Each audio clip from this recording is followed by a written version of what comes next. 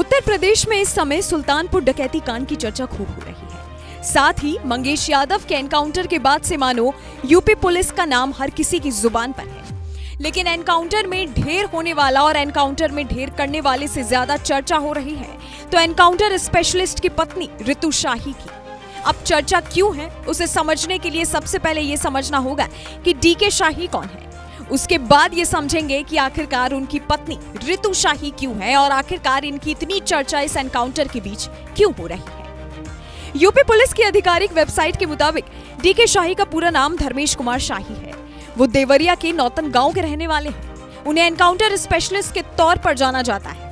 Mangesh Yadav encounter में भी DK शाही का नाम सामने आया था क्योंकि वो पुलिस टीम को लीड कर रहे थे। डीके शाही तब से ही चर्चा में बने हुए हैं, लेकिन साथ ही उनकी पत्नी भी अब खूब सुर्खियां बटोर रही है।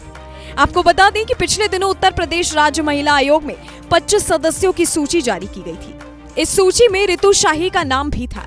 देवरिया के नौतन गांव की रहने वाली रितु शाही एसटीएफ में सीईओ डीके शाही की पत्नी है। वो भारतीय जनता पार्टी की गोरखपुर इकाई में कोषाध्यक्ष की जिम्मेदारी भी संभाल रही है।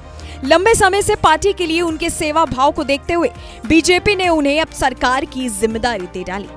चर्चा में आने का विषय यही है कि 9 साल से बीजेपी की सक्रिय सदस्य रही रितु शाही को पिछले ही दिनों महिला आयोग का सदस्य बनाया गया है, जिसके बाद से ही वो काफी चर्चा में है।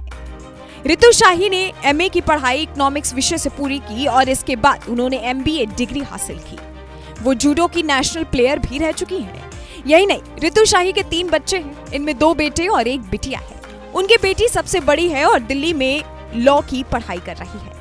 वहीं दोनों बेटे नैनीताल में अभी स्कूल शिक्षा हासिल कर रहे हैं। साल 2019 में उन्हें भारतीय जनता पार्टी गोरखपुर की क्षेत्रीय कोषाध्यक्ष की जिम्मेदारी मिली थी। आपकी जानकारी के लिए बता दें कि सुल्तानपुर में पिछले दिनों ही मंगेश एनकाउंटर कांड हुआ है, जिसके बाद से सियासत भी तेज हो गई। मंगेश का एनकाउंटर करने वाली टीम को एसटीएफ के डिप्टी सीएम डीके शाही लीड कर रहे थे।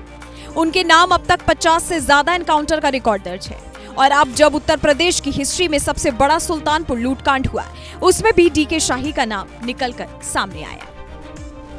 आपके इस वीडियो के बारे में क्या राय है, हमें नीचे कमेंट सेक्शन में बता सकते हैं। Bureau report, global Bharat TV.